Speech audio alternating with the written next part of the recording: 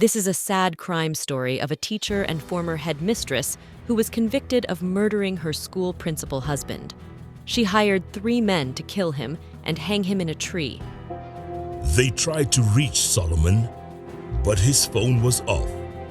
The officials called his wife, Jane Muthoni, who was herself a principal at Icaciri Girls' School in Kiambu County.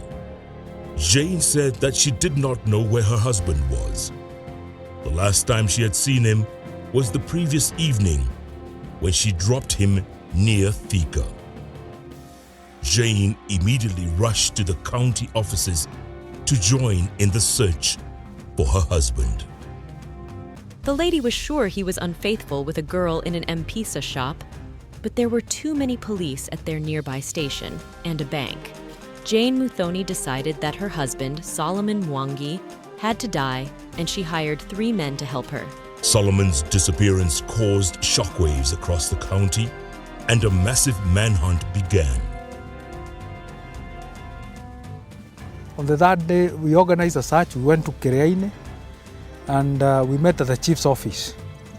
All of us, the Kisha, Moranga, we were joined by the sub-county, the then sub-county Madhya, Mr. Saru, and other education officials and the police. The intention was to search for that valley in between Kireine town and Kiru Boys, because there is a valley and it is a wooded valley. It has a kind of a forest, a man-made forest, and there are some tea bushes. So our worry was that maybe Solomon could have arrived at Kireine at night, because by then he did not have his own means of transport. He had sold his car with the intention of buying another one.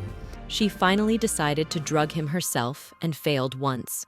This story will leave you shocked by deadly events then unfolded before and after the death of Solomon, the husband of Jane, who brutally killed him. Before we continue, subscribe to our channel, like this video, and turn on notification. What do you think you can do if you find out that your spouse, girlfriend, or boyfriend is cheating on you? Write for us in the comments section. Thank you so much. Now, guys, let's dive in. Later, Jane succeeded in the second time and was to hand her husband over to killers. But the drug was wearing off. He asked her why she didn't just kill him herself, run him over with her car. Nakuru High Court Judge Joel Ngugi found Muthoni guilty of murdering her husband, Solomon Mwangi, the principal of Kiru Boys High School between November 6th and 11, 2016. The mother of 3 is the former headmistress of Icaciri Secondary School in Kiambu. Also convicted was one of the 3 men, Isaac Nganga, alias Gikuyu. They were sentenced on May 18th. Judge Ngugi said in June 2016, Muthoni hatched a brutal, chilling, and cold-blooded plan that took at least 6 months to execute, as there were several failures. Mwangi was reported missing on November 6, 2016. And this attracted the attention of the local leadership. We have many unanswered questions. We may also have very many contradicting stories. But God, who is in heaven, knows where Solomon is even now.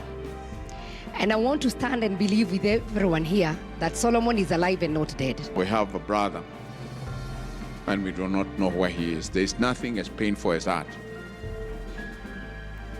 I know there are programs, there are issues that are going around on where he is. But let us believe that wherever our brother is, he's secure and he's safe, and he will come back to us. His mutilated body was found 8 days later, dumped at Karakuta Coffee Estate in Juja Sub-County, Kiambu. Muthoni was charged together with Isaac Nganga, alias Gikuyu, Nelson Njiru, who is still on the run, and Joseph Njuguna Kariuki, who confessed to the murder. Kariuki, who gave a blow-by-blow account of Mwangi's murder, said Kenya shillings 100,000 cash was meant as down payment for the murder. The Kenya shillings 300,000 balance was to be paid later. He said in June 2015 he received a call from a woman identified as Damaris, a longtime acquaintance who said there was a well-paying job for him. He met a day later at Tree Shade Hotel in Kimbo with a man called Njiru and Damaris. They said the head teacher's wife, identified as Mwalimu, was behind the planned execution and had already paid Kenya shillings 100,000. Their mission: kill an Mpesa attendant at a shop in Kirinini, the presumed lover. There were said to be love texts on their phones. The following day, Njuguna was picked up by Njiru, who was driving a Toyota Sienta. In the passenger seat was Muthoni, aka Mwalimu. They were supposed to wait for Gikuyu. Njiru drove Muthoni to Kiambu and returned alone. The mission failed because it would be difficult to kill the girl since the shop was near Kiria police station and a bank, both well guarded. At midday, the men went to the shop, saw the girl, bought 3 sodas, and left. 2 days later, at the Tree Shade Hotel, they told Mwalimu they couldn't get away with killing the girl. Mwalimu gave Njiru Kenya shillings 100,000 to share.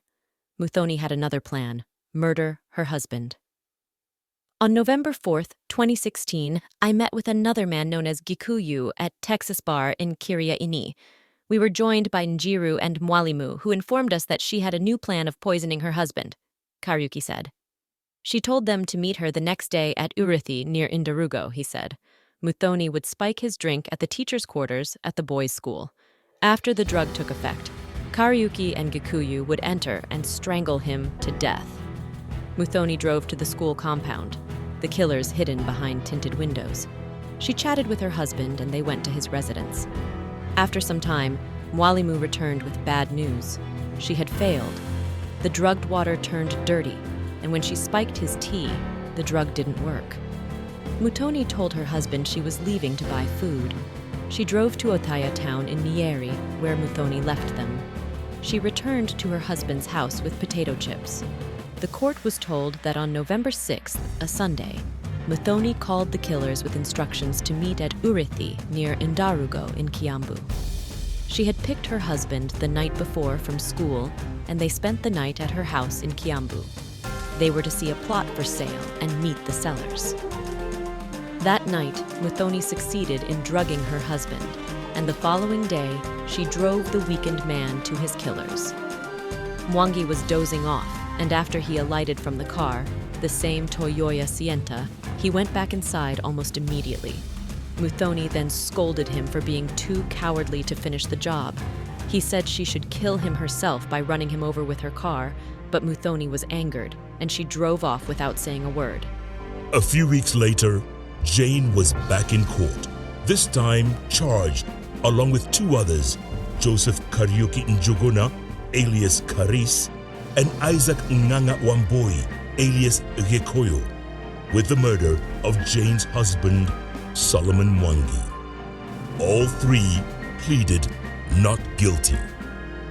The 4th suspect, Nelson Njiro, disappeared after Solomon's body was found, and he has never been seen since. Muthoni had accused Mwangi, who was a principal at Kiru Boys School, of having an affair with a Murang'a-based Mpesa attendant, who she initially plotted to kill before the plan turned to her spouse. The accused would later intoxicate the deceased, deliver him to the gang for the eventual strangulation, and helped in dumping the body in a thicket at Karakuda Estate in Juja.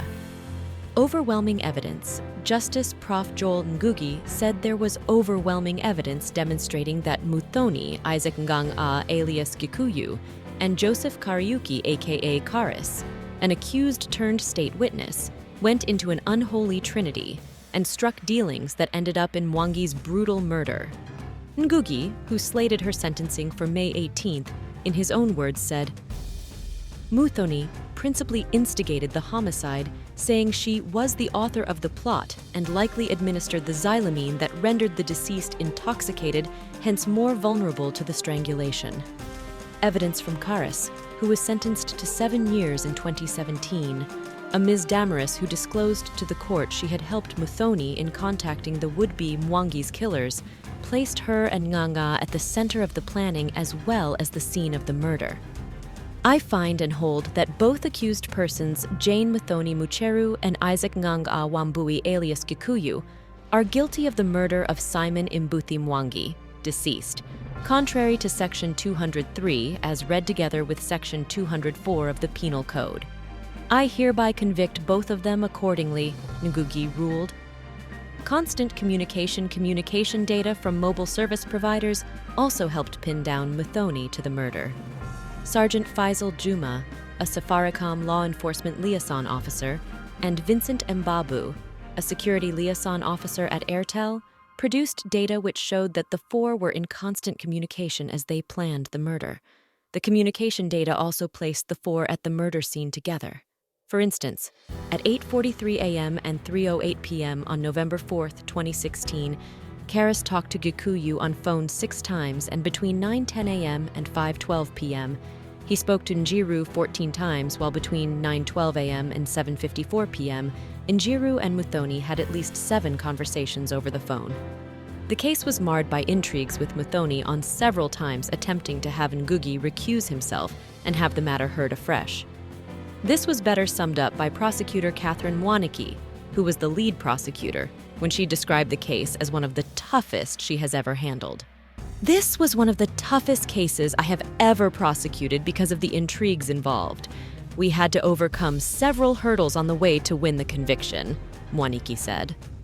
Alarm bells over the safety of the deceased started ringing on November 7, 2016, when Mwangi failed to show up at the Murang'a County Education Officer's offices, where he had been scheduled to pick up national examination papers at dawn. His body was to be discovered at Karakuta Coffee Estate, covered in a soiled gunny bag 5 days later. Following uproar from the teaching fraternity, an investigation was launched leading to the arrest of Karis and later Muthoni, who was initially arraigned in Murang'a Court before the matter was transferred to Kiambu. Karis, who was linked to Muthoni by Damaris through Nelson Njiru, who was a teacher at Murang'a Technical College for a well-paying job, accepted a plea agreement in which he pleaded guilty to the lesser crime of manslaughter and was sentenced to 7 years. Damaris told the court that early in 2016, Muthoni had sought ways to track his phone communication with the woman so that she could catch him in his adulterous behavior, and had at one point confronted her. The matter was later handled by detectives in Murang'a. 2 days later, Damaris met Njiru and Muthoni at Icon Hotel on Kenyatta Road off Thika Superhighway, and after negotiations, the principal offered to pay Shish 200,000 if the job was done perfectly. Karis in his testimony told the court that he was approached by Damaris, who was well known to him in July 2016, with a promise of a well-paying job, although she never gave details of the contact person to him. The next day, he received a call from Njiru requesting that they meet over the job, and at around 10 a.m., he met Damaris, who drove him to Tree Shade Hotel in Kimbo, Kiambu County, where he was told of a plan to kill a girl who operated an Mpesa outlet at Kiria. She disclosed to him that the head teacher's wife, later introduced to him only as Mwalimu, teacher, was the person behind the execution plot, and that she had made a Shi 100,000 down payment, which they had received before they agreed to travel to Kiria the following day. Hard to execute.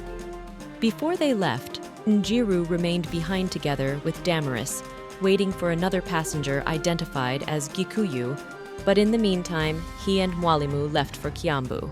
She returned shortly to the same spot and said she had already drugged her husband, and she could not go back to school with him in that condition. Kariuki said he called Gikuyu, who arrived almost immediately. The drugs were wearing off, and Mwangi said he was running late. Njuguna and Gikuyu got into the car. Mwangi was in the front passenger seat. Muthoni drove them to a forest, stopped and said in Kikuyu, meaning it's here. Gikuyu took a sisal rope from under the seat and from behind, suddenly put it round Mwangi's neck. They jointly dragged him from the car. They left Mwalimu behind as they took their victim and took Mwangi deep into the woods, tied up his hands, tightened the rope on his neck, and hanged him on a tree limb. Gikuyu wrapped the body in gunny bags. The court was told Gikuyu removed his gumboots, hid them in the bush, and put on Mwangi's sports shoes. Mwalimu stayed in the car. He was later found dead, Kariuki said. He said when they returned, Mwalimu was gone. They failed to trace her for the balance of Kenya shillings 300,000 because her phone was off. Mwangi's body was found 8 days later in a coffee plantation. The government chemist said Zilazi, a drug used to sedate animals, was found in Mwangi's liver, kidney, and stomach. The case was closed after the testimony of the investigating officer who demonstrated the connection between the widow Muthoni and Gikuyu. When she appeared in court, Muthoni said the marriage was perfect and the separated couple were trying to be transferred together. She sobbed uncontrollably and told journalists she was suffering from the loss of her husband and prayed the perpetrators were punished. Muthoni said her marriage was stable and founded on formidable principles of mutual love, care, trust, and understanding. My husband had never had an extramarital affair or brought another woman into our matrimonial home, she told court. Muthoni blamed a car dealer she identified as Samuel Karanja, who was to import vehicles for the family. She said he could have killed her husband after squandering his Szechuan, $5 million, but failed to deliver. She further told the court that her husband reported death threats from Karanja at the Kiriani police station on November 1st, 2016, a few days before his disappearance and murder.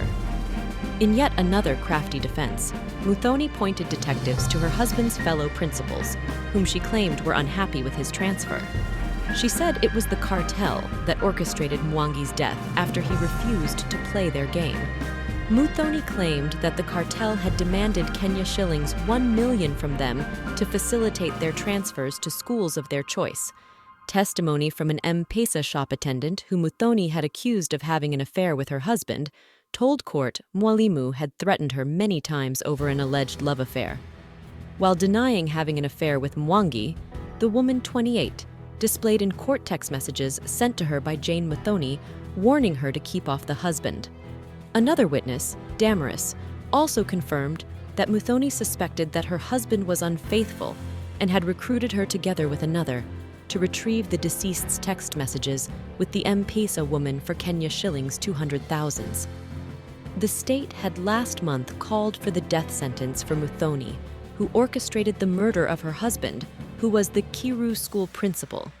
State Counsel Catherine Mwangi and Mbuthi's family lawyer, Matenge Wakabi, had urged Justice Joel Ngugi to consider employing the maximum sentence for the matter, considering the circumstances of the murder. The two observed that the two offenders showed no remorse or regret throughout the trial that has lasted 5 years. Mwangi told the court that the offenders planned the murder for months and executed it with precision and cruelty. Mwangi had been reported missing on November 6, 2016. His mutilated body was found 8 days later, dumped at Karakuta Coffee Estate in Juja Sub-County, Kiambu County. Muthoni had been accused of orchestrating her husband's murder between November 6th and November 11th, 2016. Like in the She-Devil blockbuster movie where a wife plots her husband's death over infidelity claims, former Icaciri principal Jane Muthoni plotted the chilling murder of her husband, Simon Mwangi. This was after she became fed up with his alleged infidelity and relationship with a local female Mpesa operator. And like Ruth, the star in the movie who ends up in a miserable life and behind bars, Muthoni was yesterday convicted of assembling a gang she commandeered to terminate the life of Mwangi on November 6, 2016, with the promise of 500,000 shillings for a job well done. It was at long last justice for the family and friends of her late husband, Mwangi, after 4 years of a trial that was full of drama and intrigues. Njiru later returned without Damaris. Njiru, Karis, and Gikuyu took off for Kiriaini, and by midday they had arrived and parked outside an Mpesa shop, which was opposite Equity Bank and adjacent to Kiriaini police station, which Njiru pointed to them as the target. At the time, Gikuyu and the accused, who had alighted from the car, asked for sodas at the shop, and the girl who had been pointed to them served them, and once they finished, they left, Karis said in his confession. They told Njiru that it was impossible for them to kill her at the shop since it was opposite a bank and adjacent to a police station. They were forced to return to Kiambu, where they later met Muthoni and explained the difficulties of executing the plan. Change of plans, Njiru later called him in October 2016 and informed him that they were all to meet at Texas Bar, where Muthoni said he had changed the plot to killing her husband and outlined the plan she had. She announced that she had Michele, which she would find a way to administer to intoxicate her husband. The second accused person, Gikuyu, and Karis would then kill the deceased using a rope, which the first accused person also announced was in the Toyota Sienta, the court was told. The plan was to sneak Gikuyu and Karis into the compound of Kiru Boys, in the Toyota Sienta and have them remain in the vehicle while Muthoni administered the mchele on her unsuspecting husband. When the drug took effect, Muthoni would then call the second accused person and Karis to come with the rope to finish the job by strangling Mwangi. With the plan in place, the four headed to Kiria-ini in the Toyota Sienta, dropped Njiru at Kiria-ini town, before the three proceeded to Kiru Boys, where they arrived at around 10 p.m., but their plan flopped after Muthoni told them that he was not reacting to the mchele as expected, and that therefore they needed to change course. They had to return to Kiambu again. The following day, Sunday, November 6, 2016, Karis received another call from Njiru telling him to travel to Kenyatta Road because there was work to be done on that day, which he did, only to be instructed by him to meet Muthoni at Ndarugo at Wurithi Plots. Shortly thereafter, Karis said Muthoni arrived driving the Toyota Sienta with the deceased sitting on the front passenger seat. She asked him to maliza kazi, which he understood to mean to complete the task of killing the deceased, and when he declined, she got angry and said to him in Kiswahili, "Kwanini humalizi kazi? Kwani wewe in muoga?" as she drove off. However, she says Muthoni returned and told him that Mwangi was already drugged and she could not go back with him in that state. She asked him to look for Gikuyu so that they could execute the murder.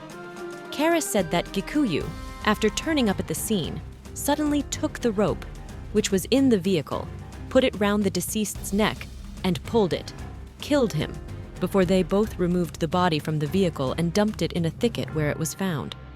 After killing Mwangi, Gikuyu took his shoes, which were part of the evidence produced in court. Muthoni cut communication and never paid the pending Sheich 400,000 she had promised.